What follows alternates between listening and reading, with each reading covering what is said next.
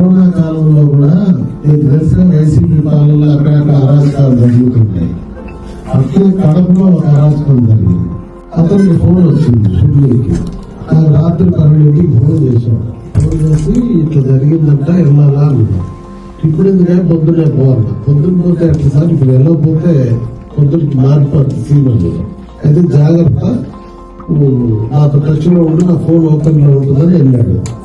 వెళ్తే కడప దగ్గరికి పోయేటప్పటికి పోలీసులు అరెస్ట్ చేసేసారు. అరెస్ట్ చేస్తే ఒక జబ్బు ఉంది, ఎక్కడ ఏం జరిగినా ముందు ఫోటో కొట్టి నాకు పడేస్తాడు. సరే అరెస్ట్ అయింది, నాకు సీన్ చూస్తున్నా, నాకు వీడియో కాల్ చూపిస్తున్నా. ఇదేంతో పాటు మౌలానా గారి ఆ పోలీసులు అరెస్ట్ చేస్తుంటే ఆ కాలంలో మా జైలుకి పోతే తిరిగి వద్దడం లేదు, ప్రతి ఆ మౌలానా అన్నాడు నా మీద, ఆయన మీద కేసు లేదన్నారు, ఇంటికి పోమన్నారు.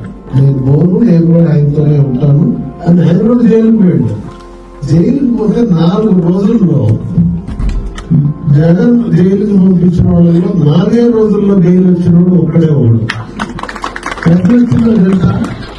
ఒక రాత్రి అంతా చంద్రబాబు నాయుడు గారు, నేను, వరలరామయ్య గారు ఎవరు నిద్రపోవాలి, నాయకులు టీము వీళ్ళంతా కలిసి ఇట్లా రాష్ట్రంలో అరాచకం జరిగినప్పుడు నిద్రపోయిన రాత్రులు ఎన్నో చంద్రబాబు నాయుడు గారు గంటకి మమ్మల్ని అడుగుతుండేవాళ్ళు.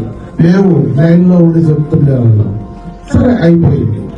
అయినాక ఎట్లా వచ్చింది అంటే ఇక్కడ రహస్యం ఉంది. నేను చెప్పి ఆయన ఫోటో కొడతానని, ఈ ఫోటో కొట్టిన టైంకి వాడు ఫైల్ లో రాసిన టైంకి తేడా ఉండే వరకు దొరికింది. అదృష్టం బాగుంది, బయలు వచ్చేసింది. అట్లా నిరంతరం పోరాటం చేయడం వల్ల ఆయనకి అవకాశం దక్కింది.